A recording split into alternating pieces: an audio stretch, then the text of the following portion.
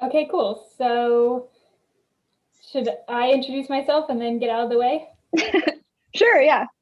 Okay, hello everyone. Welcome to our April Public Philosophy Talk. I will let Rebecca do the main introductions. Hi, I'm Gina. I'm a graduate student at Loyola University Chicago and a co-organizer of our MAP, Minorities in Philosophy chapter. I'm gonna sign off and be behind the scenes doing tech stuff.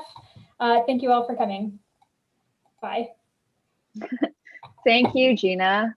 My name is Rebecca Valeriano-Flores. I'm a PhD candidate at Loyola University Chicago in the philosophy department. And yeah, this is our second series in our second session in our Living Philosophy series hosted by Loyola's MAP Minorities in Philosophy chapter and the philosophy department. The series is about, we want to highlight the diversity of experiences and engagement with philosophy through the series, and MAP is a program in the philosophy department that fosters community and interest in philosophy for students from marginalized groups.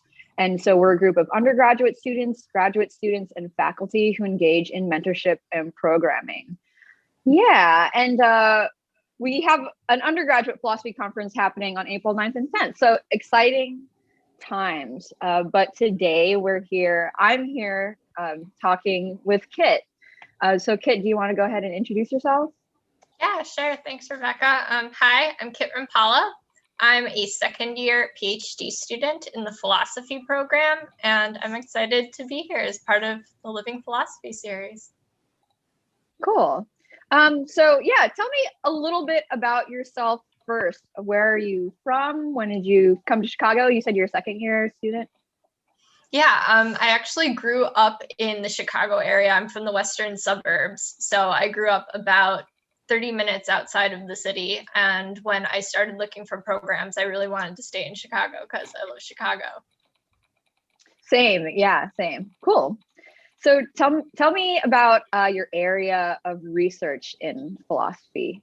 Yeah, so my area of research is pretty varied. I mainly do eating disorder studies, but I also branch into other issues in mental health. Like I'm really interested in writing about dementia. And I also write about bioethics, selfhood, and I'm starting to dip my toes into feminism. Cool, cool. So, and we know that some of the topics we're going to cover today are going to go a little bit more into this, but can you tell me just a little bit about like bioethics and the kind of work that we do in bioethics? Yeah, so bioethics is focused on certain principles of healthcare and how those kind of apply to ethical and clinical settings. So philosophy does overlap with it a little bit, and I think that's where the two areas really come together for me. Cool, cool. So I guess we'll start out. I want to ask you, like, what brought you to philosophy, or what made you want to major in philosophy? I guess, like, where did you go to undergrad, and how did you get to grad school? Yeah, I went to undergrad at Elmhurst College, now Elmhurst University. They just changed the name in the last year. I'll never get used to it. But I was originally an English major, so I did critical theory and I wrote poetry and short fiction. And I was a philosophy minor. And throughout my writing career, I wrote a lot about my experiences of having an eating disorder, and it was really, really cathartic for me in a positive way. But I really found it unsatisfying because I wanted to reach people in a way beyond just telling stories about myself. It seemed like it was a very individual thing, and I wanted to help other people as well. So I wanted to find a way to take my like encapsulated experience and kind of penetrate the real world in meaningful ways and affect real change for other people struggling with the same things as me. And I thought that philosophy would maybe be a good route to do that. So I changed around and I made English my minor and philosophy my major. Cool, cool. So it sounds like your interest in philosophy came from something very personal that was like happening in your life at the time when you were an undergrad? Yeah, I was really, I was at a pretty low point in my eating disorder journey at that point. And I was actually looking for, like I said, I was looking for a way to help other people and help myself along the way. Yeah. Yeah. So when you were in undergrad, were there people did you have mentors like during undergrad? Was the college accommodating with what you were going through, and stuff like that? I did have some mentors. I actually found my mentors because I was approached by a professor from the nursing department, and she asked me to come and speak to her class about my experience of having an eating disorder and my dissatisfaction with the medical industry's approach to eating disorders, and all of the stigma associated with it. And after that talk, she told me, you need to do academic work on this. I had read a poem to the class about my eating disorder, but she was like, you need to publish, academic work. You need to find a way to help people. And so I went to the philosophy department after that, and I ended up in a neuroethics lab where I started working with the neuroethics of eating disorders. And that's where I met my mentors, Dr. Katrina Sifford and Dr. William Herstein. Oh, cool. Cool. That sounds, joining a lab, that sounds like a really active way of doing research, especially like as an undergraduate. Can you tell us a little bit about what neuroethics is? I know that you mentioned that, and it's something that, we do it like in bioethics and stuff like that, but what is it exactly? Yeah, it sounds like it combines neuroscience and ethics. So it talks about the different brain structures, different brain dysfunctions, things that go on in the brain and how that affects who we are as ethical agents. So in the lab that I was in, it was called the Responsible Brains Lab because the professors who were running it were writing a book at the time called Responsible Brains. And we read chapter drafts and we would edit some of it, and we each completed an independent research project. And so mine was about how different disorders of the executive functions in the brain affect agency in anorexia and what that has to do with autonomy. Okay, yeah, that's really interesting. So it's like research. You're not like in a lab looking at brains. Because like the word lab makes us think about that. But yeah, that's really interesting. And so it sounds like I was saying before, your research was like very influenced by something that you were going through, this eating disorder. So do you feel more comfortable talking to us a little bit more about that? Yeah, absolutely. I'm really open about my eating disorder experience. Yeah. And so like when you're working on something very personal, you obviously have to be very vulnerable, and it almost sounds like some of the professional stuff that you have to do like inevitably mixes in with something that you're going through at the time.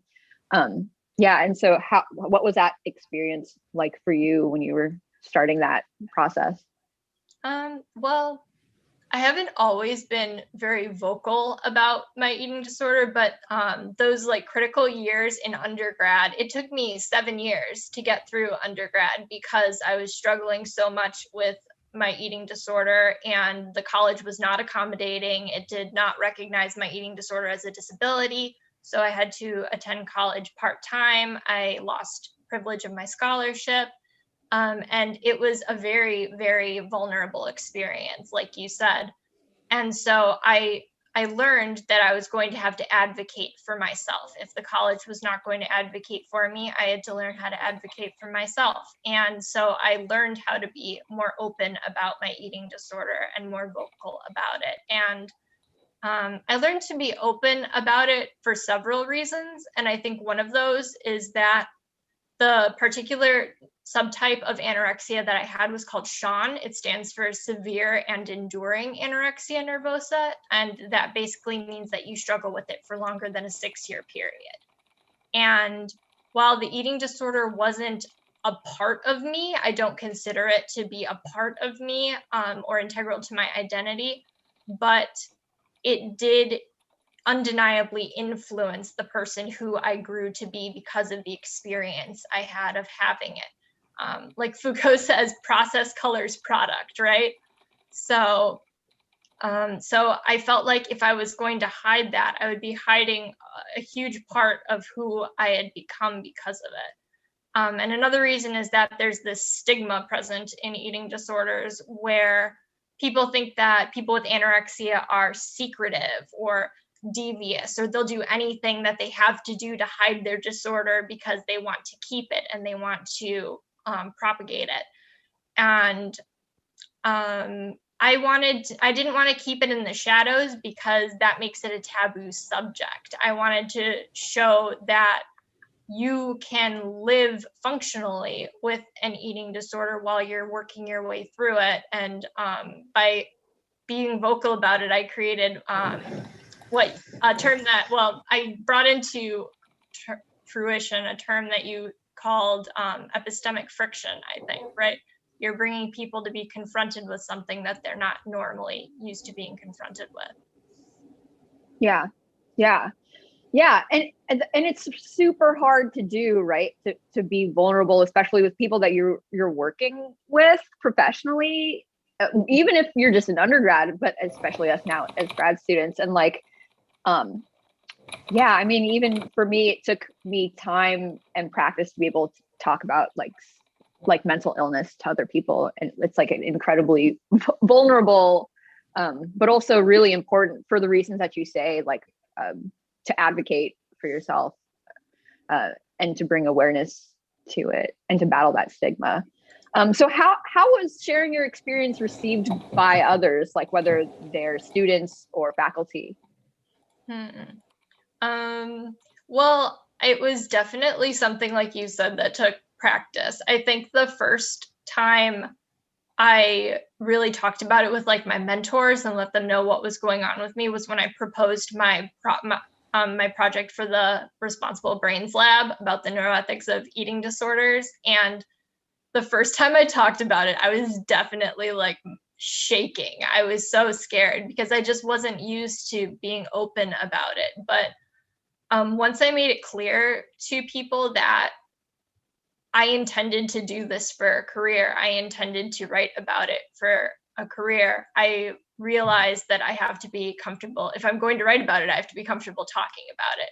And so once my professors and my mentors saw how serious I was about making a career out of writing about eating disorders, they understood where I was coming from in wanting to disclose that information from them, or to them, I mean. Mm-hmm. Mm-hmm. So were there, it sounds like there were a lot of positive and encouraging reactions. Were there negative reactions that you had to deal with as well, or?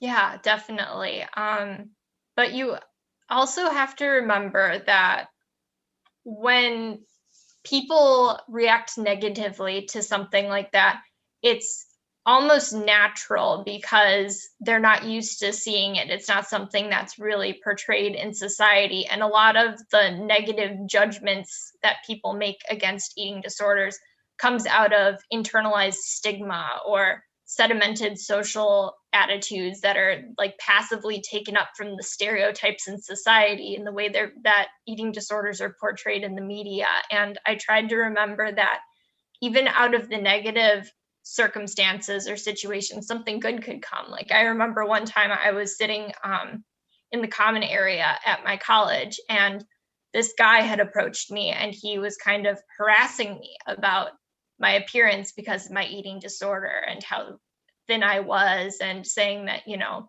because I didn't have much hair back then, my hair had been falling out, and he was kind of harassing me about it, and I was telling him to buzz off. And after he left, another woman who was sitting next to me at the fireplace, she said to me, "I'm so sorry about that." And I said, "Oh, you know, it's part of the territory. I'm working my way through an eating disorder." And she actually said to me, "Well, thank you for that, because I'm working through one too." And that was just very eye-opening for me, because from the experience of having that stigma inflicted at me and from being vocal about my experience about it, I was able to form a relationship with somebody that I probably would never have even talked to if I hadn't said that.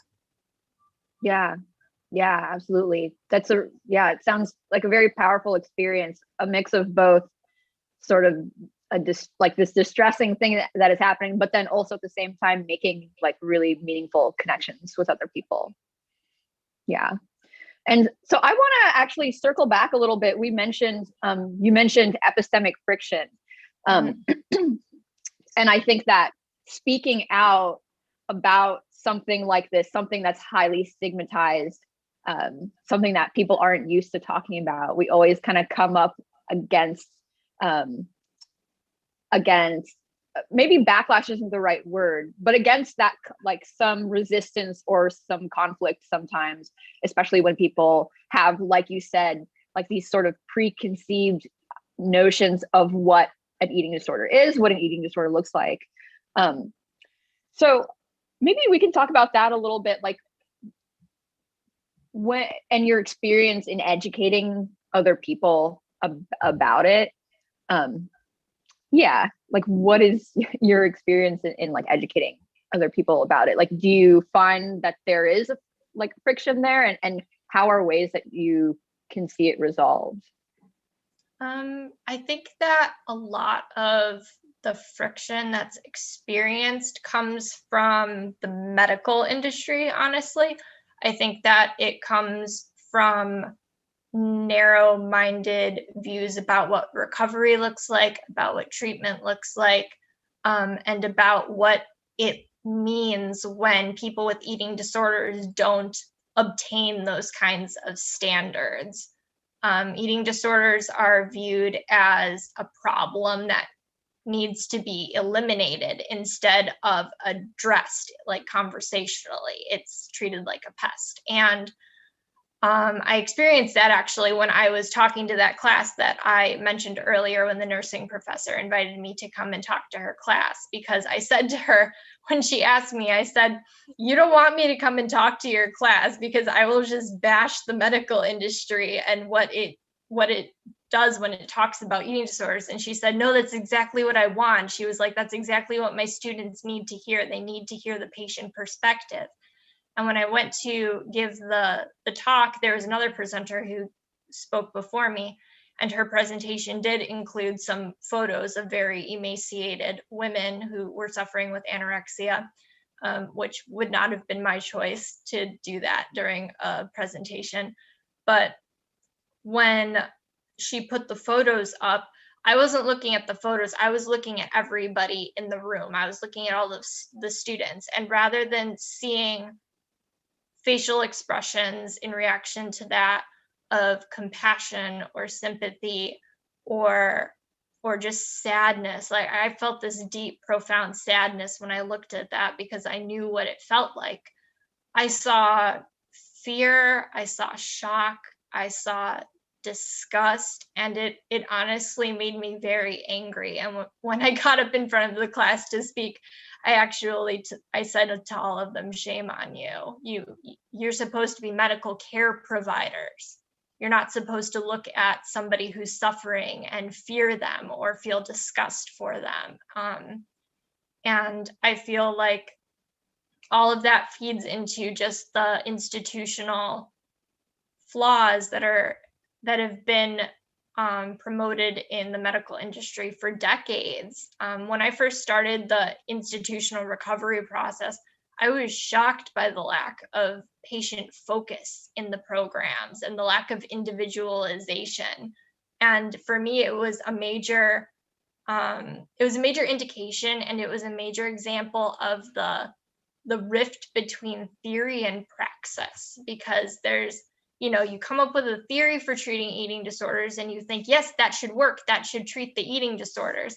But when you try to apply the same theory to every single patient, it's obviously not going to work. Even cancer studies, you don't treat every single cancer the exact same way. Two people could have stomach cancer and you have to use different forms of chemotherapy to treat the same cancer in two different people. So that's why I'm so passionate about writing and advocating for patient autonomy, because I remember how traumatic it was to have been in treatment and been denied my right to exercise my autonomy under these antiquated sorts of theories and practices that are being continued nowadays. Yeah. That is quite an interesting, I mean, when you were discussing, speaking to that class and talking to them about those pictures that they were seeing, I mean, that sounds like an incredibly, like I've said this already once, like a very powerful experience that really brings out that friction and that discomfort that can come up when we're talking about issues like this that need to be talked about, but will perhaps be met with some resistance. We do have like sort of some questions and discussion on this in the chat right now. Carl asks, like, should philosophers seek to create this sort of fiction at least some of the time?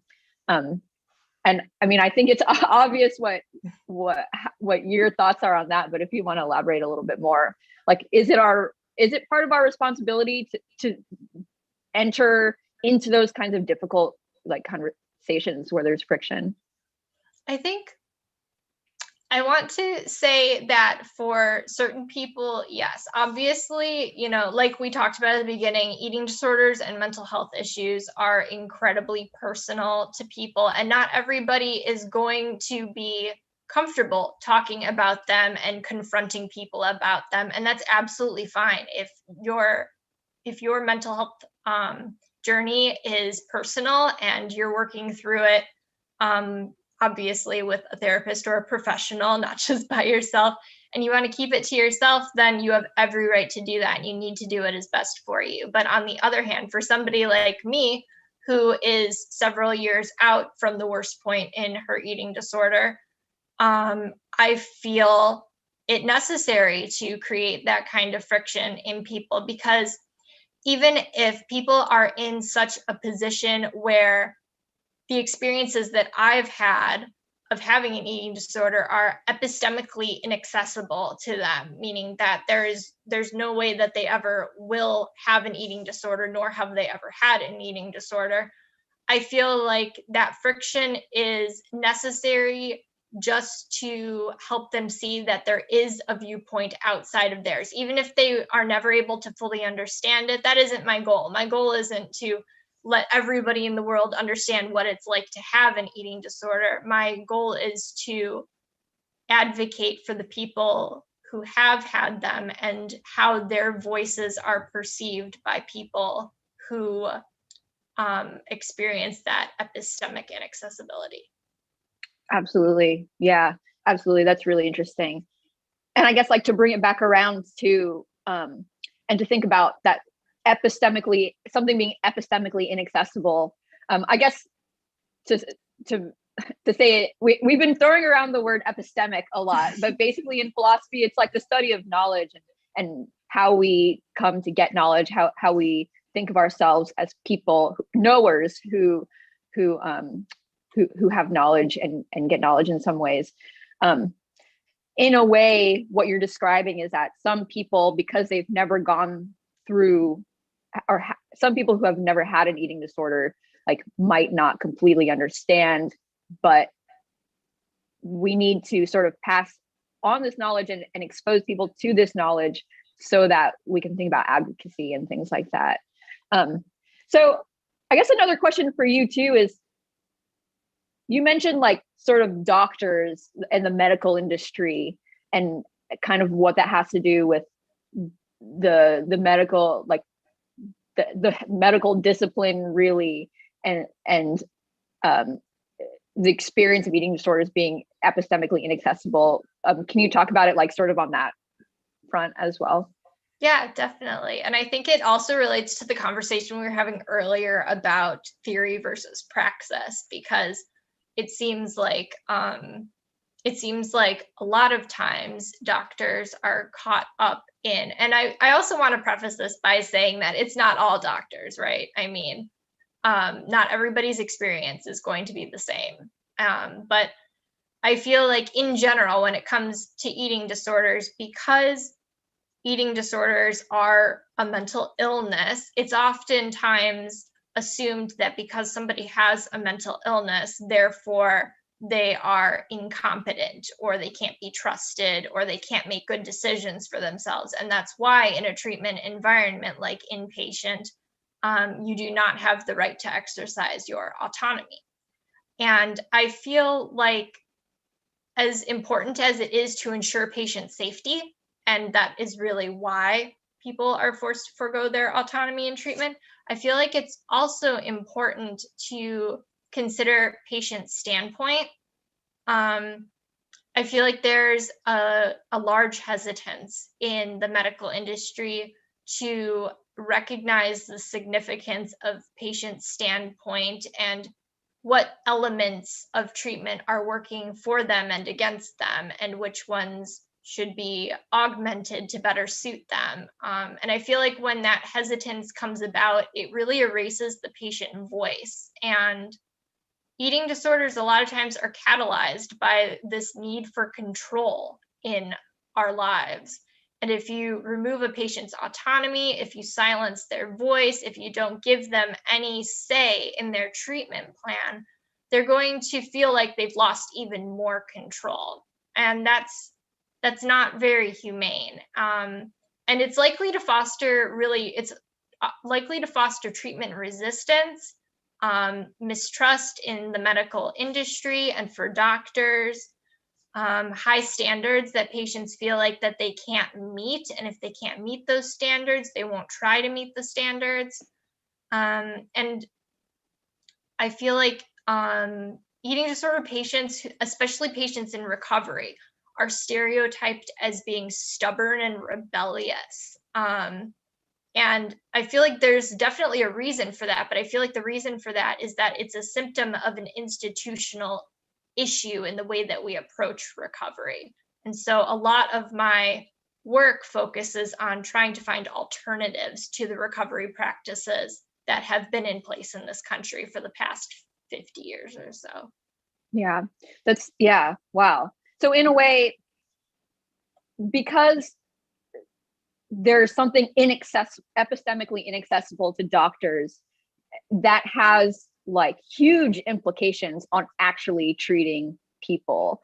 And I guess we can say that in philosophy, we say that some people have epistemic privilege. So they have the privilege of having knowledge that someone else might not. So someone with an eating disorder has knowledge, the epistemic privilege of knowing what it's like to have an eating disorder.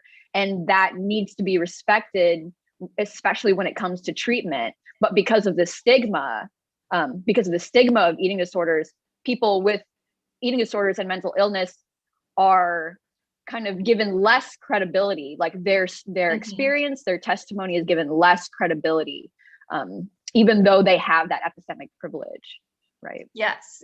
A great example that I like to give of that is, and it also ties back into theory versus praxis, is that when I was in inpatient, I was in there with another woman who, they did give us a little bit of autonomy. They would let us choose ahead of time what we were going to eat for our meals.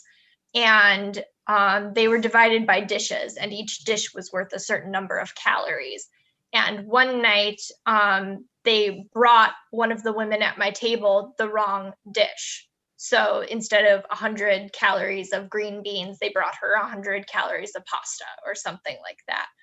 And she refused to eat it because it was not what she asked for. And in that moment, she was trying to exercise her autonomy in a place where she was not given much autonomy. And she was trying to advocate for herself. And she was saying, if you bring me what I asked for, I will eat it. But they wouldn't do it.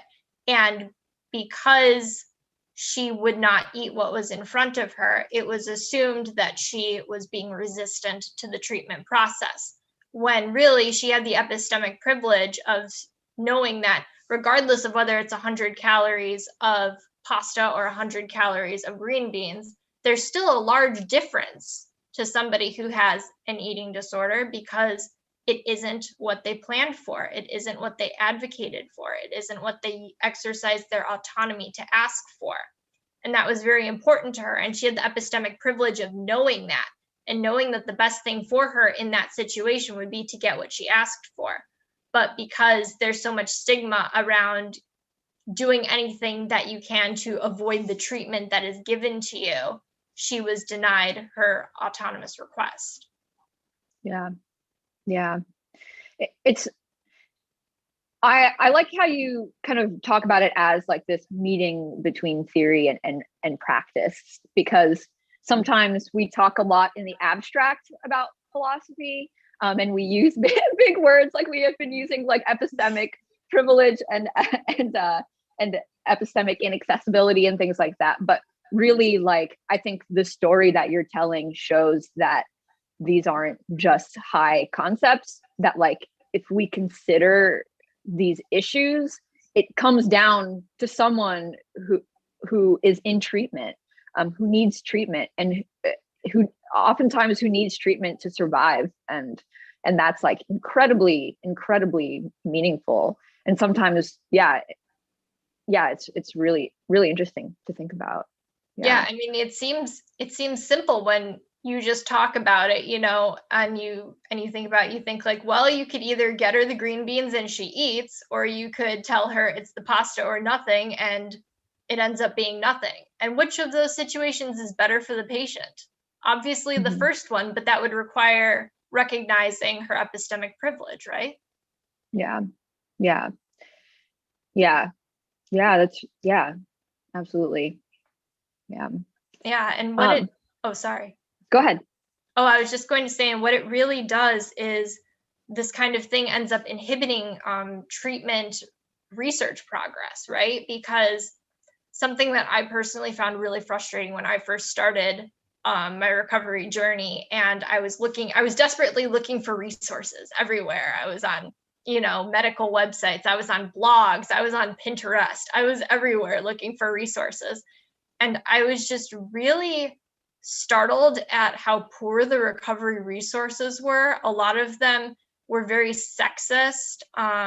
They were heavily feminized, which really doesn't take into account the fact that eating disorders affect people of all genders.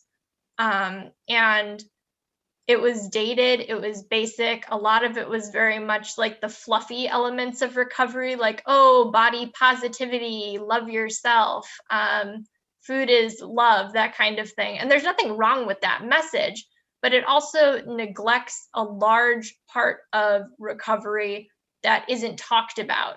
And it's the difficult sides of recovery and the struggles of recovery. And when you exclude those from the narrative of recovery, when people meet those sorts of difficulties in recovery, they say, whoa, this isn't what the infographic on Pinterest promised me. This isn't what I signed up for, and they back out. And so I feel like incorporating the patient voice and the difficulties and the pains expressed in the patient voice is really going to help people.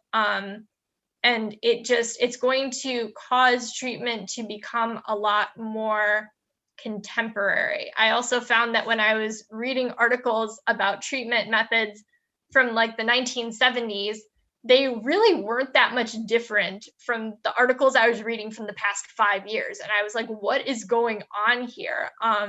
It just shows how much eating disorders get swept under the rug by the medical industry. The medical industry finds a treatment that doctors think works, and it's almost like they say, okay, that's good enough. We can use that for the next 50 years, which just astounds me, because almost every other medical treatment and intervention has progressed in the last 50 years, but eating disorders are treated pretty much the same. And then when patients push back against that and they say, no, this isn't working, no, this isn't what I need, doctors tend to appeal to tradition. They say, well, this is what works. This is what's always worked. And this is trust the process. That's something that they say to you a lot in recovery, trust the process. But I think that a lot of it comes from erasing the patient voice under the guise that they have nothing of substance to contribute, because they're mentally ill. And it does a disservice to medicine in general, medicine as a whole. Yeah, absolutely. And while we're on the topic of research, I want to kind of push us in the direction of grad school now too, since we're in it. And I guess, so we've kind of talked about your experience as an undergrad and how you were getting into philosophy and all of these really interesting things that have come up like since your undergrad. So what was it like getting into grad school and then going to grad school, deciding that you want to study bioethics, that you want to do work on eating disorders? Yeah, I usually describe my journey getting into grad school as like the definition of organized chaos. So like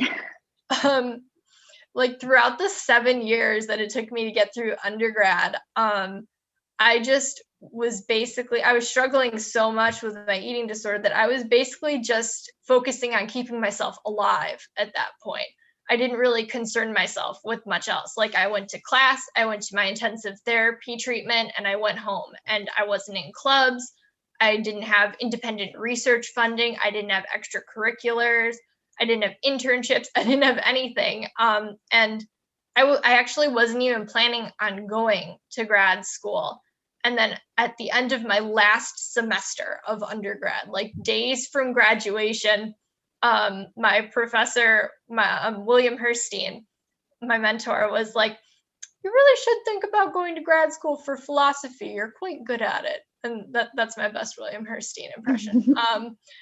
And it was like, it wasn't until that point that I looked around and compared myself to all of my peers, because I had never done that before. And I realized that I felt very far behind. Everyone else was much younger than me. They were all like 21, 22, and they had already applied to programs and been accepted to programs. They had conference experience. They had publications. They had been to grad school visits. And I really realized that I hadn't planned for my future, because a part of me didn't think that I was going to have a future.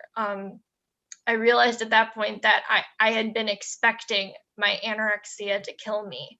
And yet here I was alive. And I realized that I had a whole life ahead of me that I really wasn't expecting and hadn't planned for. And I really felt like I was being born all over again. So after graduation, I took a year and a half off to just focus on getting myself in a really solid place recovery-wise. Actually became a cake decorator, and I like had this little cake business that I ran out of my mom's kitchen. It was kind of cute, until I got up the courage to apply. And of course, in classic Kit fashion, by the time I got up the courage to apply, it was almost like the end of season deadline. So I basically had like a month to take the GRE and get my applications out. So I pulled out a writing sample that had been sitting in a file on my computer for 2 years, didn't even look at it, just put it in an application. I sent it out to 5 schools, and I ended up getting into 3 and waitlisted at the other 2. That's great. Yeah. And it's before we move on, I just want to say that we do have a comment that says from Adam, "I really appreciate you sharing your experience, especially pertaining to the medical field and how they approach eating disorders." Oh, thank you, Adam. I'm glad that it's being received positively. I usually feel like an eating disorder conspiracy theorist. I'm always like, oh, the medical industry. But I'm glad people are on the same page as me. Really, I am. Yeah. And Claire says that your cakes are gorgeous. Oh, thank you, Claire. That's so sweet. And I wanted to really unpack what you just said. I share the experience with you where it took me a really long time to finish undergrad, and I went really late, also because of my own struggles with mental illness too. And so kind of what you're describing is something that I've thought a lot about this feeling like I'm too late. Like it's sort of time feels like totally different, sometimes fractured And our experience of time is so different. Like this feeling that like I'm behind everyone else. I'm the last. It took me so long. It takes me 5 times longer than a normal person to finish something. It took me way too long to apply to grad school. And then there's this experience where like, because it took me 7 years to finish undergrad, now I'm the oldest person in my cohort, and I'm also behind, like sort of all of these things that sort of compound into this like kind of perpetual feeling of being like too late. Yeah, I agree with every single one of those sentiments. Like, I definitely feel like I've lost time. I feel like most of the time I forget that I'm so much older than my fellow grad students, but at the same time I'm somehow like acutely aware of how behind I feel. Like there have definitely been times when I thought that I was too late to even try. And that's part of the reason for the huge gap between when I graduated undergrad and applied to grad school, because I spent like that year and a half being like, is it too late? Like, can I even do this anymore? And even though I felt like even though I was moving away from my illness and I had survived it, it had nevertheless like robbed me of my future in some way by putting me so far behind. Like I felt like, oh, I got over, I got away from the anorexia, but it's still haunting me because it stole so much of my life from me.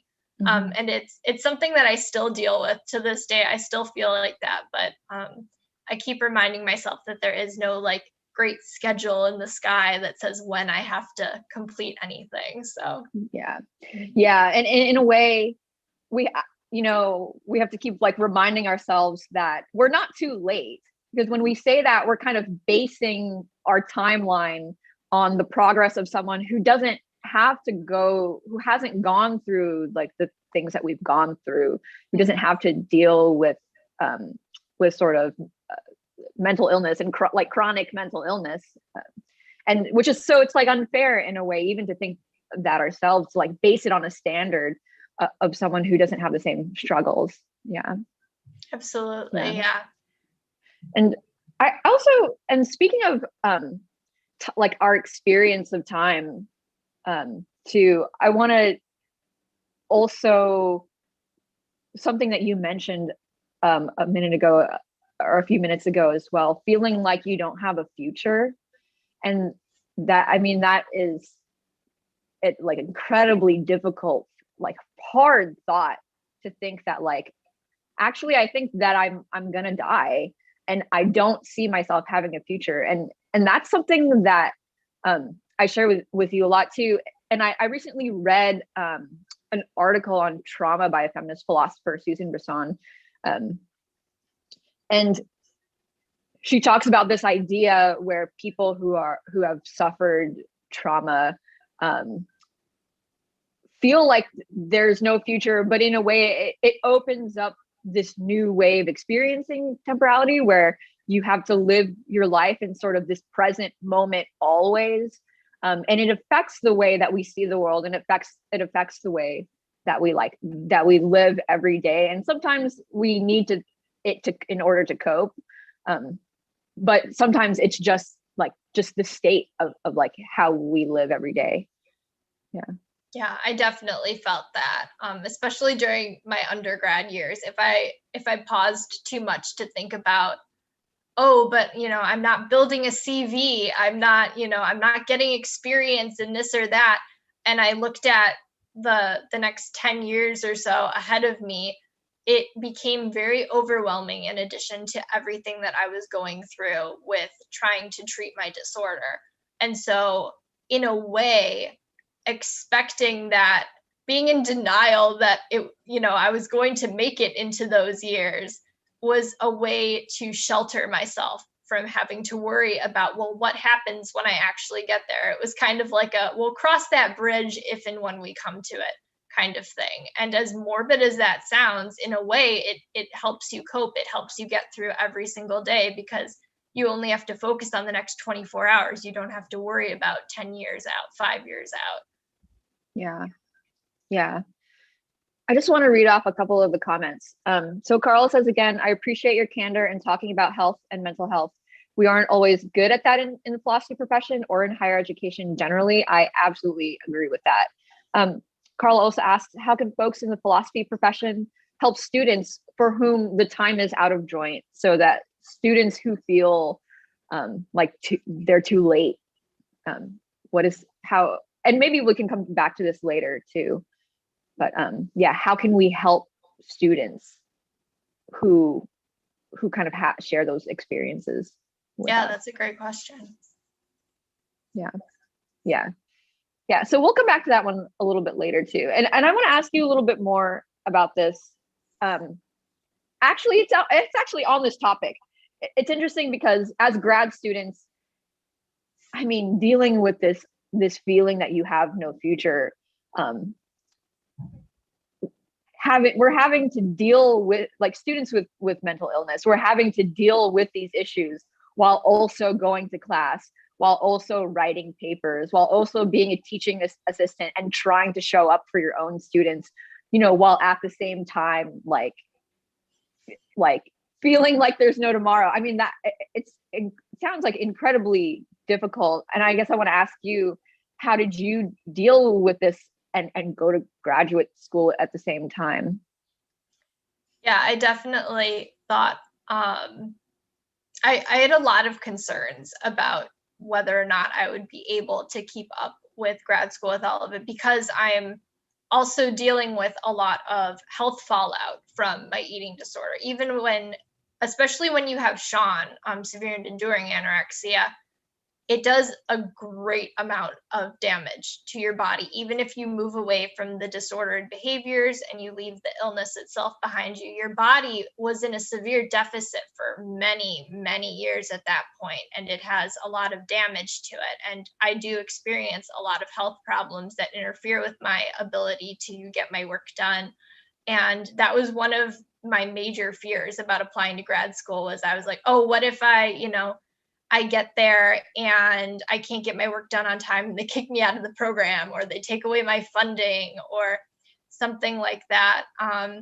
And I think that a large part of how I've managed it is, one, I have a good therapy regimen. I do recovery therapy, and I do relapse prevention therapy with a good therapist.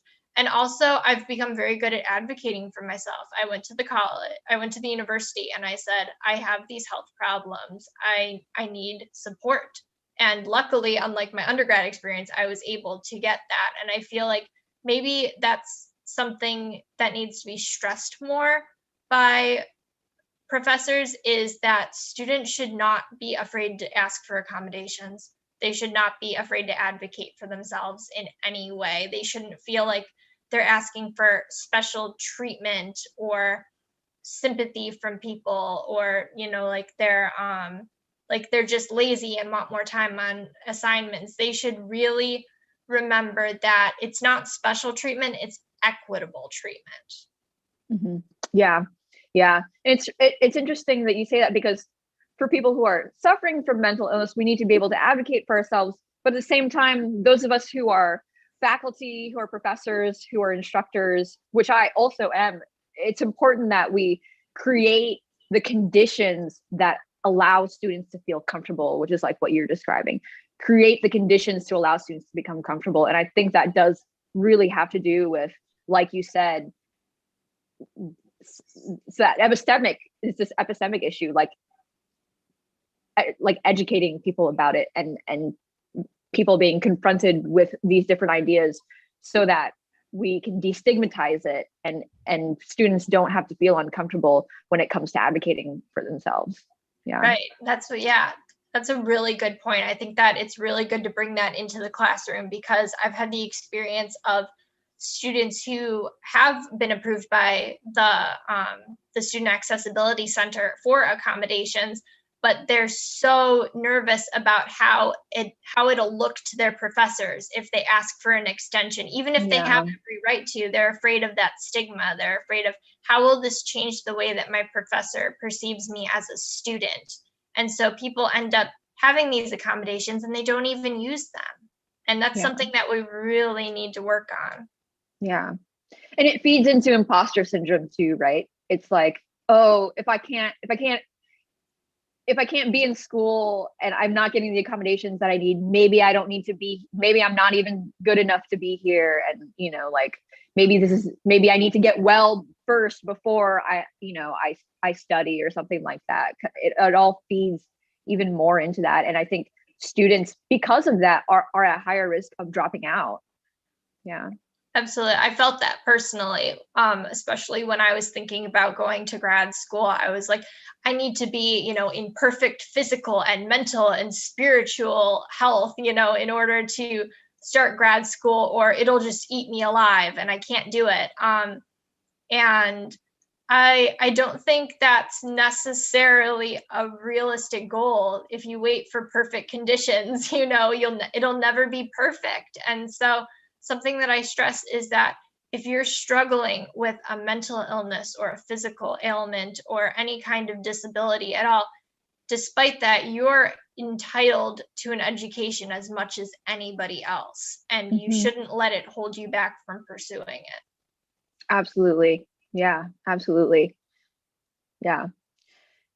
So in our last 10 minutes or so, I want to kind of circle back to, because we've talked about a lot about how your personal experience influenced the kind of philosophy you do and how you do philosophy.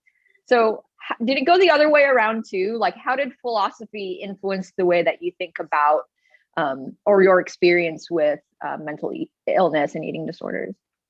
Yeah, that was something that I had a lot of hesitancy about when I first started writing philosophy of eating disorders, because when I really first started writing about it, I was still in the thick of it. I mean, I was still in the middle of my illness, and I did have imposter syndrome about that. I was like, do I even have the right do I have the right to write about eating disorders and recovery and how it ought to be, you know, if I haven't even done it yet? Am I going to be a hypocrite? Are people going to take me seriously?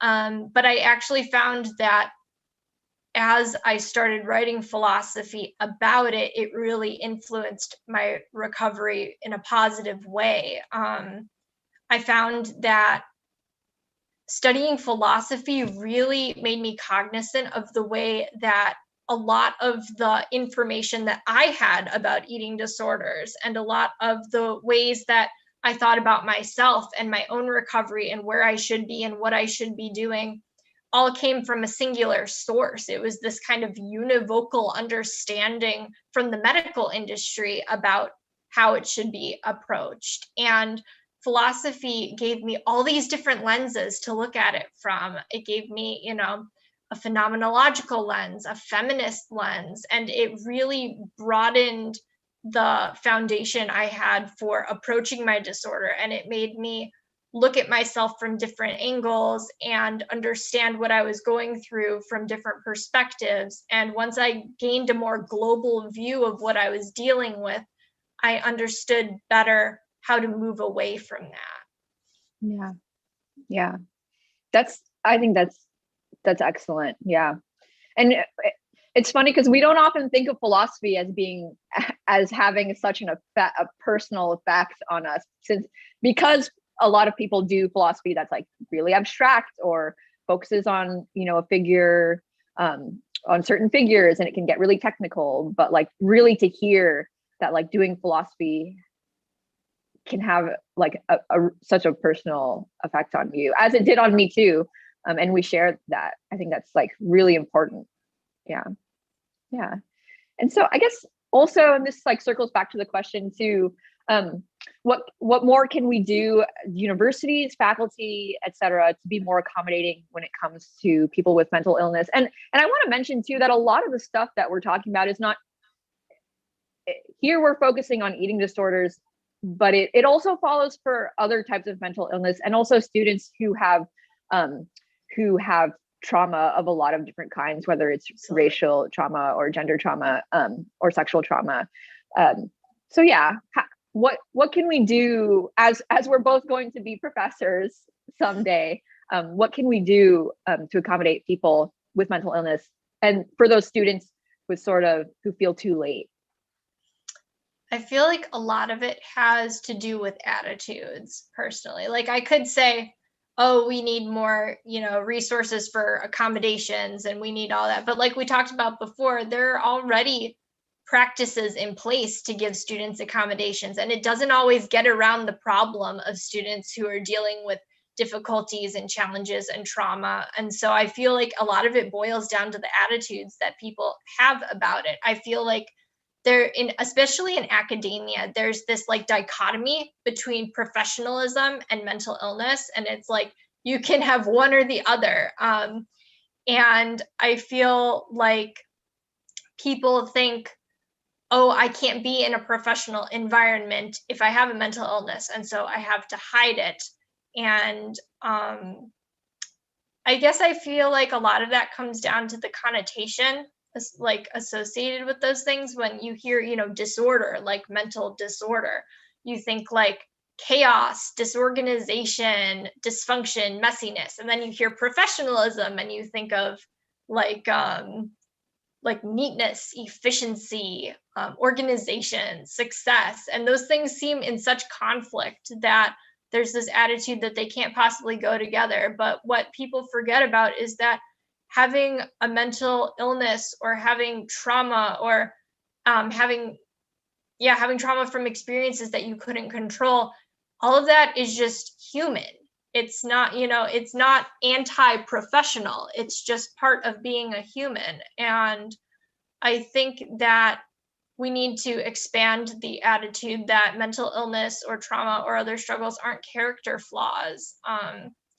Like how professional you decide to be in any given environment is a choice, but having a mental illness or having trauma or having these experiences that have happened to you, that's not a choice. And so I feel like one of the biggest things we can do to change academia for the better and support these students is not just say, oh, here are these resources. You can go to the center, you can get this paper signed, you can get 2 more weeks on that assignment.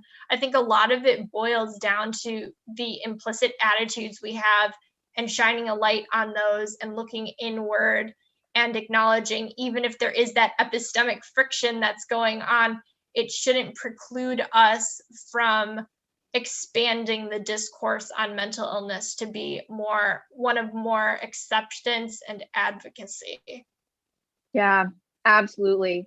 Yeah, I hear that a lot because there always needs to be more resources, and there's resources out there already, but sometimes it comes down to how we treat others in the classroom, how we see ourselves, and sort of like you're saying, our attitudes toward something like that's highly stigmatized, like mental illness, and trying to change those attitudes can really make a difference, like in our classrooms, when we're teaching students who have mental illness. And like if you're teaching a class of 30 students, there are going to be some. And I absolutely agree with you. Yeah. Thank you so much for talking with me and being on our Living Philosophy series. I think we talked about so much, and I really appreciate you for being so vulnerable and talking about something very personal to you and what it has to do with philosophy. I really appreciate that a lot. Oh, thank you. Thank you so much for having me on. I really enjoyed getting to talk to you. Oh, yeah, me too. So we're just at about 5:30, and so I just want to close up. Thank you for everyone who came today. We are doing this Living Philosophy series the first Thursday of every month, so we'll have another session on May 6th. And yeah, I appreciate you all. Thanks.